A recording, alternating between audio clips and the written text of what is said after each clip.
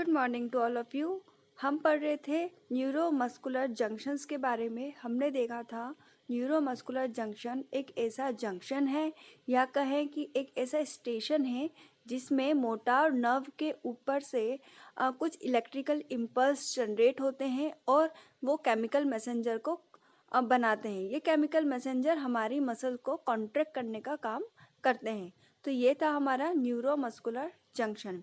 इसमें हमने देखा था कि एक था प्री जंक्शनल और एक था एक्स्ट्रा जंक्शनल रिसेप्टर। दो टाइप के रिसेप्टर्स हमने देखे थे। एक देखा था प्री या कहें ओनली जंक्शनल रिसेप्टर और दूसरा था एक एक्स्ट्रा जंक्शनल रिसेप्टर। उसके बारे में हम आज बात करेंगे। जो जंक्शनल रिसेप्टर था वो हम प्रीवियस लेक्चर में पढ़ चुके हैं। और आपको यदि इस टॉपिक में कुछ भी इश्यूज है, लास्ट लेक्चर में यदि आपको कुछ भी समझ में नहीं आया है तो आप मुझसे पर्सनली कांटेक्ट करके उसके बारे में पूछ सकते हैं। So let's start our topic extra junctional receptor. These stands to be contracted around the end plate where they mix with post junctional receptor but may be found anywhere on the muscle membrane. In them, the adult epsilon subunit is replaced by the fetal gamma subunit. ठीक है। Extra junction receptors में क्या होता है कि सबसे पहले तो ये कॉन्ट्रैक्टेड होते हैं अराउंड द एंड प्लेट। जो एंड प्लेट होता है हमारा मस्कुलर जंक्शंस का, न्यूरोमस्कुलर जंक्शंस का जो एंड प्लेट होता है उसके अराउंड ये कॉन्ट्रैक्टेड होते हैं, जहाँ पर ये मिक्स होते हैं पोस्ट जंक्शनल रिसेप्टर से। ठीक है। कौन? एक्स्ट्रा जंक्शनल रिसेप्टर जो होते हैं वो पोस्ट जंक्शनल रिसेप्टर से जाके मिक्स होते हैं but may be found anywhere on the muscle membrane. But ये कहीं पर भी मेम्ब्रेन की जो हमारी मसल्स है वहाँ की मेम्ब्रेन पे कहीं पर भी देखने को मिल सकते हैं। In them the adult epsilon sub unit is replaced by the fetal gamma sub unit. ये एक्स्ट्रा जंक्शनल रिसेप्टर्स जो हैं ये फीटल में और कहें एडल्ट में बिल्कुल एक जैसे ही पाए जाते हैं। बस इसमें क्या डिफरेंस रहता है कि जो एडल्ट में एप्सिलॉन सब यूनिट थी वो फीटल में गामा सब यूनिट हो जाती है। They are not found in normal active muscle but appear very rapidly after injury or whenever muscle activity has ended. They are not found in normal active muscle. जो extra junctional receptors हैं वो normally active muscles में नहीं देखने को मिलती but appear very rapidly after injury. मतलब normal active muscle है तो वो वहाँ पर देखने को नहीं मिल रही है, बट जैसे ही उस मसल में किसी भी प्रकार का इंजरी आया या डैमेज वो हुई तो रैपिडली ये आ जाती है और देखने को मिल जाती है whenever muscle activity has ended. और जब तक मसल एक्टिविटी एंडेड नहीं हो जाती वो हमें देखने को मिल सकती है। They can appear with in 18 hours of injury and an altered response to neuromuscular blocking drugs can be detected in 24 hours of the insult. जो ये हमारी मसल है मतलब जो ये हमारा रिसेप्टर है कौन सा, एक्स्ट्रा जंक्शनल रिसेप्टर, ये 18 घंटे तक इंजरी के 18 घंटे तक रहता है और अल्टर करता है हमारे रिस्पॉन्स को। जो न्यूरोमस्कुलर ब्लॉकिंग ड्रग्स जो होती हैं, हम आगे पढ़ेंगे ड्रग्स के बारे में। जब भी हम एक नया सब्जेक्ट पढ़ेंगे आपको 4th सेमेस्टर से आएगा ड्रग्स फार्माकोलॉजी वाला एक पार्ट आएगा जिसमें हमको ड्रग्स ही ड्रग्स पढ़नी है। उसमें हम पढ़ेंगे न्यूरोमस्कुलर ब्लॉकिंग एजेंट या न्यूरोमस्कुलर ब्लॉकिंग ड्रग्स, ये हम देखेंगे। तो उसके रिस्पॉन्स को ये अल्टर करती है और वो रिस्पॉन्स हमको 24 आवर्स में दिखाई पड़ता है। When a large number of extra junctional receptors are present, resistance to non-depolarizing muscle relaxant develop, yet there is an increased sensitivity to depolarizing muscle relaxants. When large number of extra junctional receptors are present, यदि extra junctional receptor बहुत सारे number में present है तो वो non depolarizing muscle relaxants के develop को resist करते हैं, yet there is an increased sensitivity to depolarizing muscle relaxant। और वो क्या करते हैं कि जो डीपोलराइजिंग मसल रिलैक्सेंट्स है, जो मसल रिलैक्सेंट्स है उसके जो डीपोलराइजेशन हो रहा है उसकी सेंसिटिविटी को वो इंक्रीज करने का काम करते हैं जब भी हमारे एक्स्ट्रा जंक्शनल रिसेप्टर बहुत ज़्यादा लार्ज नंबर में प्रेजेंट होंगे तो। In most extreme case, increased sensitivity to succinylcholine result in lethal hyperkalemic receptor with an exaggerated efflux of intracellular potassium. Extreme case में क्या होगा, एक्सट्रीम केस में हमें देखेंगे कि जो सक्सिनाइल कोलिन है कहाँ पे, लीथल हाइपोकैलामाइन रिसेप्टर्स में, उसकी सेंसिटिविटी को वो इंक्रीज कर देगा। और कहाँ पे करेगा, लीथल हाइपोकैलामाइन रिसेप्टर के ऊपर सक्सिनाइल कोलिन की सेंसिटिविटी इंक्रीज हो जाएगी एंड एक्सिगरेट इफ्लक्स होगा इंटरसेलुलर पोटेशियम के अंदर। The longer opening time of the ion channel on the extrajunctional receptor also result in larger efflux. The longer opening time of the ion channel on the extrajunctional receptors, जब extrajunctional receptor के ऊपर ion channel की opening बहुत लंबे time तक होगी तो larger efflux वहाँ पर देखने को मिलेगा। अब हम बात करते हैं, ये तो हमारी बात हो गई कि एक्स्ट्रा जंक्शनल रिसेप्टर्स क्या थे, जो हमने जंक्शनल पढ़े थे, देन हमने एक्स्ट्रा जंक्शनल पढ़ लिए। अब जब हम पार्ट्स पढ़ रहे थे जिसके अंदर हमने प्री जंक्शनल देखा था, पोस्ट जंक्शनल देखा था, वहाँ पे कॉन्ट्रेक्टाइल एपरेटस नाम का भी पार्ट था जो हमारे न्यूरोमस्कुलर जंक्शंस का एक पार्ट होता है। उसमें एक पार्ट था हमारा कॉन्ट्रेक्टाइल एपरेटस, तो उसको हम देखते हैं क्या होता है। It is formed by the thick myosin filaments, tropomyosin and troponin। जो हमारा कॉन्ट्रेक्टाइल एपरेटस है वो एक पतले एक्टिन से, मोटे मायोसिन फिलामेंट से और ट्रोपोमायोसिन एंड ट्रोपोनिन से मिलके बना होता है। The shortening of these apparatus cause the contraction of the muscle. जब भी इस एपरेटस का मतलब इस कॉन्ट्रेक्टाइल एपरेटस का शॉर्टनिंग होगा, मतलब ये कम होते जाएगा, वैसे वैसे ये मसल का कॉन्ट्रैक्शन करवाते जाएगा। This is the diagram of contractile apparatus कि किस तरीके से हमारे यहाँ पे मसल जो होती है वो कॉन्ट्रैक्ट होती है ड्यू टू कॉन्ट्रेक्टाइल एपरेटस। ये डायग्राम आप एग्जाम में जरूर बनाइएगा, आपको अपनी मेन कॉपी में भी एक डायग्राम बनाना है, जो आपकी नोट्स कॉपी है उसके अंदर डायग्राम आपको बनाना है। अब हम बात करते हैं anatomy and physiology of neuromuscular junction. तो हम यहाँ सबसे पहले देखेंगे कि जो एनाटॉमी एंड फिजियोलॉजी में हम देखेंगे न्यूरोमस्कुलर जंक्शन के अंदर क्या रिलीज होता है, एसिटाइल कोलिन। तो एसिटाइल कोलिन मतलब एससीएच का मतलब यहाँ पर किससे है, एसिटाइल कोलिन से। जहाँ पर भी मैं एससीएच बोलूँ वहाँ पे मेरा मतलब होगा एसिटाइल कोलिन से। तो हम यहाँ पे एसिटाइल कोलिन की सिंथेसिस देखेंगे, उसका स्टोरेज देखेंगे और उसका रिलीज देखेंगे, ठीक है। Synthesised in the presynaptic terminal from substrate choline and acetyl choline esterase, CO acetyl coesterase मतलब COA coesterase, A का मतलब क्या है, एस्थेरेस से, ठीक है। तो synthesised in pre synaptic terminal, जो हमारा एसिटाइल कोलिन है, एससीएच है, वो प्री सिनेप्टिक टर्मिनल में सिंथेसाइज होता है from substrate choline and acetyl coesterase, ठीक है।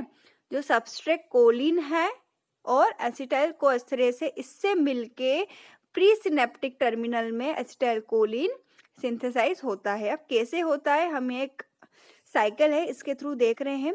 कोलिन है और एसिटाइल कोएस्थेरेस है, ठीक है।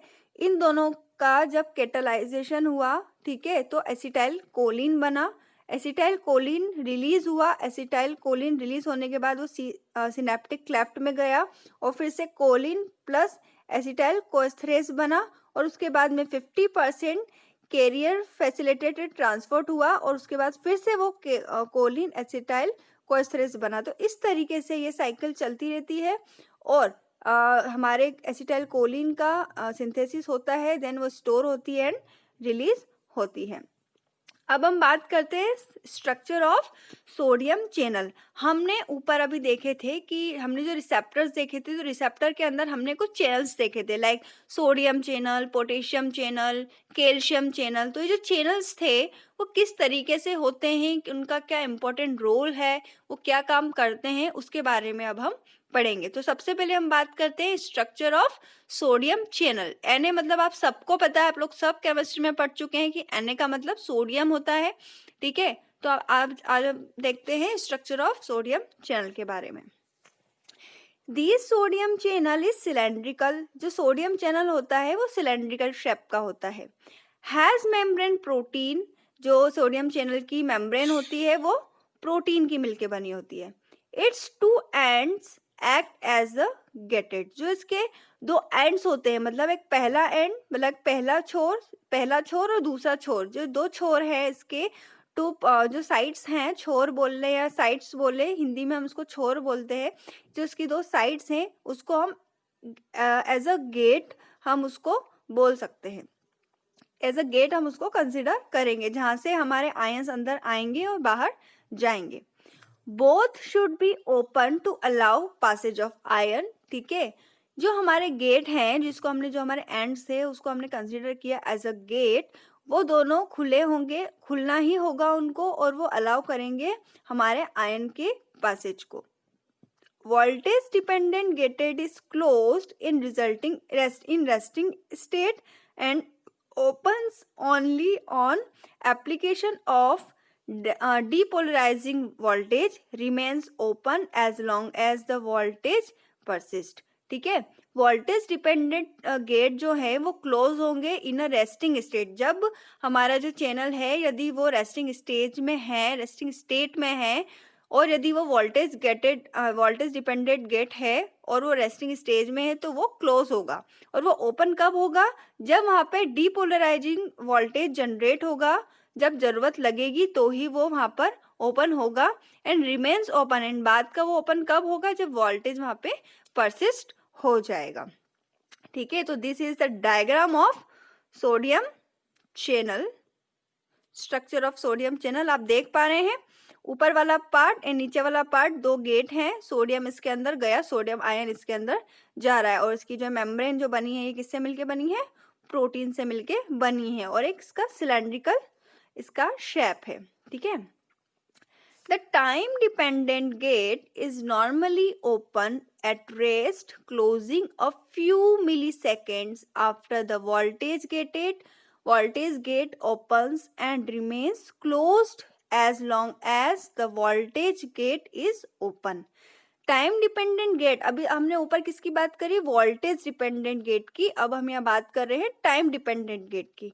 हमने प्रीवियस लेक्चर में देखा था कि जो हमारे रिसेप्टर्स या हमारे जो चैनल होते हैं, उसके जो चैनल्स होते हैं और उसके जो गेट होते हैं वो टू टाइप के होते हैं, एक टाइम डिपेंडेंट होते हैं और एक वोल्टेज डिपेंडेंट होते हैं।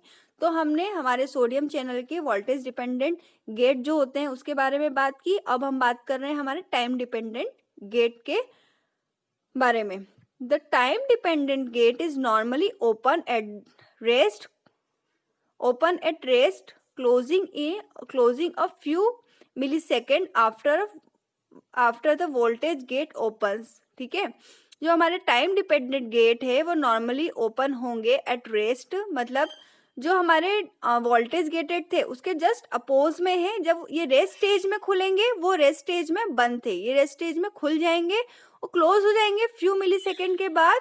और जब आफ्टर वोल्टेज गेटेड ओपन, जब ये फिर वोल्टेज गेट ओपन हो जाएगा तो ये फिर से क्लोज हो जाएंगे, ठीक है। मतलब जब वोल्टेज गेट ओपन हुआ तो टाइम गेटेड बंद हो गया, और जब टाइम गेटेड खुला तो वोल्टेज गेटेड बंद हो गया, ठीक है। It response after the voltage gate close, ठीक है। It response after the voltage gate close, मतलब हमने ऊपर पढ़ा कि जब टाइम डिपेंडेंट खुला है तो वोल्टेज गेटेड बंद है, और जब टाइम तब वोल्टेज गेटेड खुला है तो टाइम डिपेंडेंट बंद है, मतलब दोनों एक दूसरे के अपोज है, ठीक है। तो ये जब कब रिस्पॉन्स करेंगे, हमारे जो टाइम डिपेंडेंट गेट है ये कब रिस्पॉन्स करेंगे, जब हमारा वोल्टेज गेट क्या होगा, बंद होगा, क्लोज होगा। The channel is patent allowing sodium ions only when the gated are open, ठीक है। ये चैनल है, इसके पास एक पेटेंट है। क्या पेटेंट है कि केवल सोडियम आयन को ही अपने अंदर लेगा, इन्फ्लक्स करवाएगा जब गेट ओपन होगा। क्लोज होगा तो किसी भी टाइप का जो आयन है वो अंदर आ ही नहीं सकता।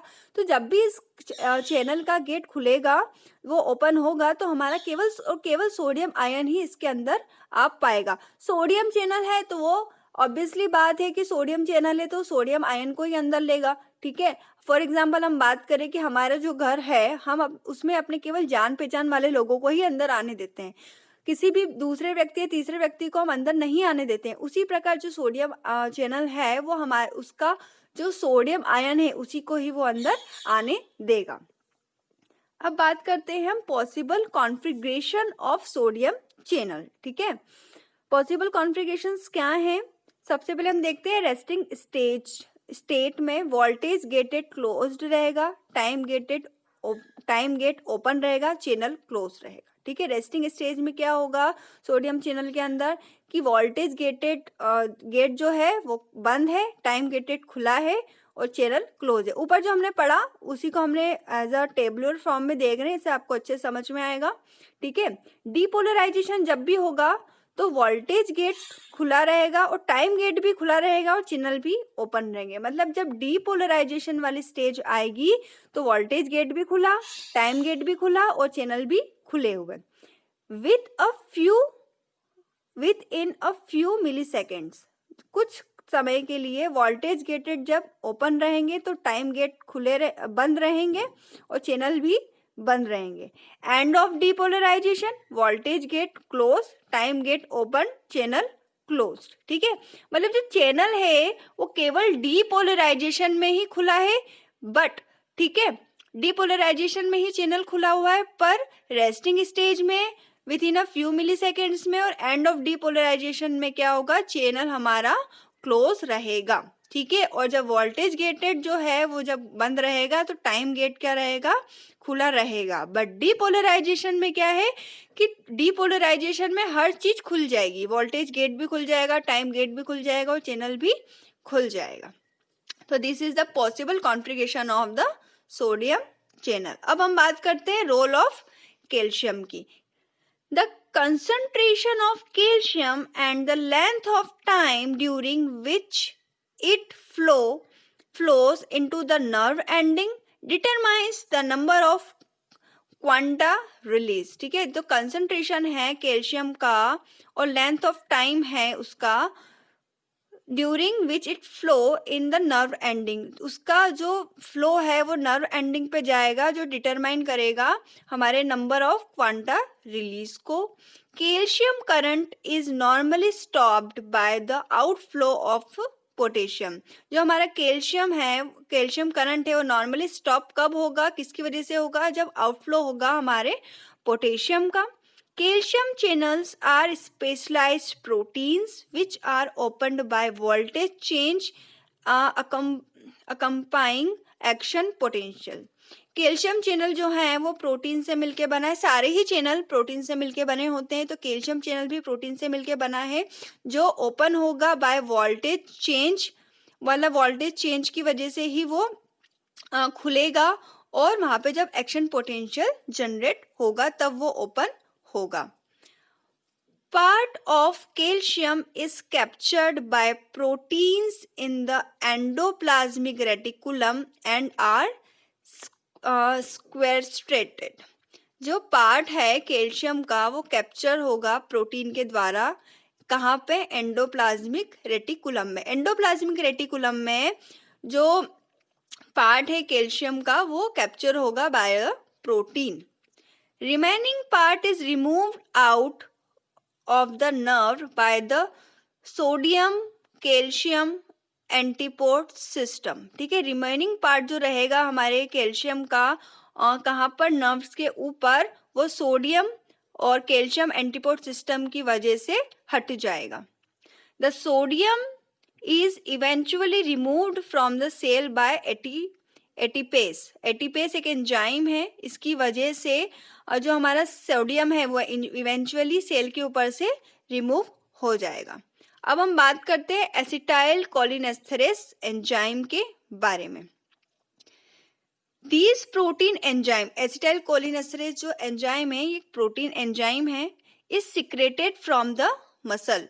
जो ये एंजाइम है ये मसल से सिक्रेट होती है, but remain attached to it by thin stalks of collagen attached to the basement membrane. Okay, protein enzyme है, ठीक है, कहाँ से सिक्रेट हो रही है, मसल से सिक्रेट हो रही है, और उसका रिमेन अटैच जो है, अटैचमेंट जो है वो कोलाजन से, थिन कोलाजन से अटैच्ड है, और जो बेसमेंट मेम्ब्रेन है उससे भी वो अटैच होती है। Acetylcholine molecules that don't interact with receptors are released from the binding site and are destroyed almost immediately by acetylcholinesterase in less than 1 minute second after its release into the junctional cleft. Acetyl choline molecules है वो interact नहीं करता है receptor के साथ में and release होता है from the binding site and destroy हो जाता है ऑलमोस्ट इमीजिएटली, मतलब इमीजिएटली वो डिस्ट्रॉय भी हो जाता है बाय द एसिटाइल कोलिनेस्टेरेस एंजाइम के द्वारा। लेस देन 1 मिनट सेकेंड, मतलब कुछ ही मिनट सेकेंड में वो इमीजिएटली डिस्ट्रॉय भी हो जाता है। और आफ्टर इट्स रिलीज, मतलब जब वो रिलीज होता है तो कहाँ पे रिलीज होता है, जंक्शनल क्लेफ्ट में। अब बात करते हैं हम फिजिकल चैनल ब्लॉकेज। जो हमारे चैनल है, फिजिकल चैनल है, उसका ब्लॉकेज कैसा होगा। Various drugs can block the neuromuscular junction and prevent depolarization. Neuromuscular blocking agents होते हैं। न्यूरोमस्कुलर ब्लॉकिंग एक ड्रग, कुछ ड्रग्स होती हैं जो हमारे इस चैनल को, इस जंक्शन को क्या करती है, ब्लॉक कर देती है। मतलब ब्लॉक करने का काम का क्या मतलब होता है कि जो जंक्शन जो अपना काम कर रहे हैं उस काम को वो रोक देती है। पर रोकने की जरूरत ही क्यों पड़ी, जरूरत इसलिए पड़ी कि वो एक्स्ट्रा काम कर रहे हैं, जितनी ज़्यादा ज़रूरत है, जितनी ज़रूरत है उससे ज़्यादा काम कर रहे हैं। उसकी वजह से हमारे मसल्स में प्रॉब्लम आ रही है। मसल्स में प्रॉब्लम आ रही है मतलब हमारे ह्यूमन बॉडी को प्रॉब्लम आ रही है। तो ह्यूमन बॉडी को प्रॉब्लम से बचाने के लिए, एक्स्ट्रा वर्कलोड को कम करने के लिए ब्लॉकिंग एजेंट या ड्रग्स की रिक्वायरमेंट होती है। तो ये उसको क्या करते हैं, उस प्रोसेस को वो ब्लॉक कर देते हैं। जो वर्क हो रहा था, जो न्यूरोमस्कुलर जंक्शन जो थे वो हमारे काम कर रहे थे, वो अब फिर लिमिट में काम करने लगते हैं और हमारे मसल्स को किसी भी प्रकार का नुकसान नहीं पहुंचता। तो कुछ फिजिकल चैनल ब्लॉकेज है, इसके बारे में हम पढ़ते हैं। Various drugs can block the neuromuscular junctions and prevent depolarization. बहुत प्रकार की ड्रग्स होती हैं जो न्यूरोमस्कुलर जंक्शंस को ब्लॉक करती है और डीपोलराइजेशन को प्रिवेंट करती है। Blockage can occur into 2 modes, blockage when open, blockage when closed. जो ब्लॉकेज है वो 2 मोड्स में देखने को मिलता है। पहला, जब चैनल जो होगा खुला होगा तब वो ब्लॉक करेगा, जब चैनल क्लोज होगा तब वो उसे ब्लॉक करेगा। ओपन चैनल ब्लॉक में हम देखें, इन this the drug molecule inter. अब ड्रग मॉलिक्यूल हम पढ़ रहे हैं, कौन सी ड्रग होगी ये हम बाद में बात करेंगे, ठीक है। इसमें आप बहुत कंफ्यूज हो जाओगे, तो अभी केवल ड्रग का ध्यान रखो कि एक ड्रग होगी, ब्लॉकिंग एजेंट होगा, ब्लॉकिंग ड्रग होगी जो हमारे चैनल को ब्लॉक करेगी। अब कौन सी ड्रग होगी वो हम आगे आने वाले सब्जेक्ट्स में पढ़ेंगे। In this the drug molecule enter a channel which has been opened by acetylcholine, ठीक है। जो ड्रग मॉलिक्यूल है वो क्या करेगा, चैनल के अंदर जाएगा और ओपन होगा by the acetylcholine. This is use dependent block, ठीक है, डिपेंडेंट ब्लॉक होगा। Physical blockage by a molecule of an open channel release on the open configuration of the channel and the development of these proportional to the frequency of channel opening. Physical blockage by the molecule of an open channel, ठीक है। जो physical blockage होगा वो एक molecule के द्वारा होगा जब को ओपन चैनल रिलीज होगा और वो ओपन कॉन्फ़िगरेशन करेगा चैनल के अंदर and the development of this proportional to the frequency of the channel opening.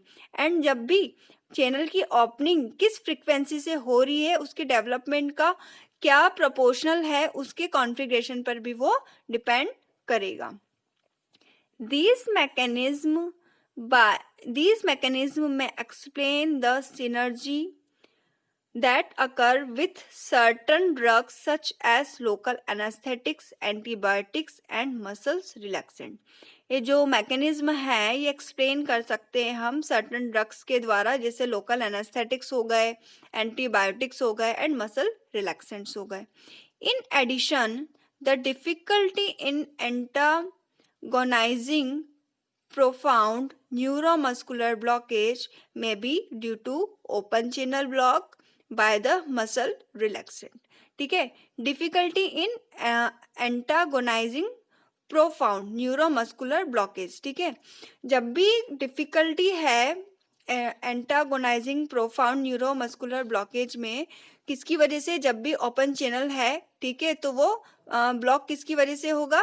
Muscle relaxants की वजह से। अब हम बात करते हैं क्लोज्ड चैनल ब्लॉक। अभी हमने ऊपर बात करी ओपन चैनल ब्लॉक, अब क्लोज्ड चैनल ब्लॉक किस तरीके से होगा। The drug occupy the mouth of the channel and prevents ion from passing through the channel to depolarize the end plate। जो ड्रग है वो क्या करेगा? चैनल के माउथ पे जाके ऑक्यूपाई हो जाएगा, ठीक है, और प्रिवेंट करेगा मतलब रोकेगा आयंस को फ्रॉम पासिंग थ्रू, मतलब कि जो आयंस हैं जो बाहर जा रहे हैं उसको क्या करेगा? वो अंदर ही रोक लेगा और उसके बाद में जो डीपोलराइजेशन हो रहा था एंड प्लेट पे उसका काम बंद हो जाएगा, डीपोलराइजेशन बंद हो जाएगा। ट्राइसाइक्लिक ड्रग्स एंड नेलोक्सेन, नेलोक्सेन एक ड्रग है, ठीक है, ट्राइसाइक्लिक ड्रग्स एंड नेलोक्सेन में cause physical blockage of a closed by impending interaction of acetylcholine with the receptor। जो ट्राइसाइक्लिक ड्रग्स हैं, नेलोक्सेन है, ये क्या करेंगी? फिजिकल ब्लॉकेज को कॉज करेंगी। किसकी वजह से? जब भी जो भी चैनल होगा उसको बंद कर देगी और जो इंट्रैक्शन होगा एसिटाइलकोलिन का विद द रिसेप्टर उसको वो क्या करेगी? रोक देगी। For drugs interfering with the function of the acetylcholine receptor without acting as an agonist or antagonist, the receptor lipid membrane interface may also be another site of action for drug interfering with the function of the acetylcholine receptor। ठीक है, जो भी function हो रहा था acetylcholine receptor के अंदर, drugs वहां जाएगी और उसके फंक्शन को क्या करेगी? इंटरफेयर करेगी without acting as an agonist and antagonist, मतलब बिना एगोनिस्ट और एंटागोनिस्ट के वो वहां पे क्या करेगी? एक्ट करेगी। अब आप मुझे कमेंट बॉक्स में लिख के जरूर बताइएगा कि एगोनिस्ट क्या होते हैं और एंटागोनिस्ट क्या होते हैं। यदि आपको पता है तो आप मुझे कमेंट सेक्शन में लिख के बताइएगा, और यदि आपको नहीं पता है तो भी आप मुझसे पर्सनली कांटेक्ट करके इसके बारे में जरूर पूछिएगा कि एगोनिस्ट क्या होते हैं, एंटागोनिस्ट क्या होते हैं, क्योंकि एगोनिस्ट और एंटागोनिस्ट एक ऐसी टर्म है जिसके बारे में आपको, यदि आप फार्मा के अंदर हैं तो आपको बिल्कुल पता ही होना चाहिए। तो हर एक बच्चे को एगोनिस्ट एंड एंटागोनिस्ट के बारे में पता होना चाहिए। नहीं पता है तो पूछिएगा और पता है तो बताइएगा। The receptor lipid membrane interface may also be another site of action। मतलब ड्रग ने क्या किया? उसके जो एसिटाइलकोलिन रिसेप्टर के फंक्शन को इंटरफेयर किया without acting as an agonist and antagonist. Agonist और एंटागोनिस्ट के एक्शन को खराब किए बिना उसको इंटरफेयर किया और रिसेप्टर जो था वो लिपिड मेम्ब्रेन से इंटरफेयर हुआ और अनदर साइट पर जाके उसने एक्शन किया। एग्जाम्पल हम बात करें, वोलेटाइल एजेंट्स हो गए, लोकल एनास्थेटिक्स हो गए and ketamine. Ketamine is also a local anaesthetics. तो local anaesthetics and volatile agents जो हैं वो as a close channel blocking agents का काम करते हैं। तो आज हमने पढ़ा कि हमारे जो स्ट्रक्चर ऑफ चैनल्स हैं और कॉन्ट्रैक्टाइल एपरेटस हैं एंड एक्स्ट्रा जंक्शनल रिसेप्टर्स के बारे में। Thank you.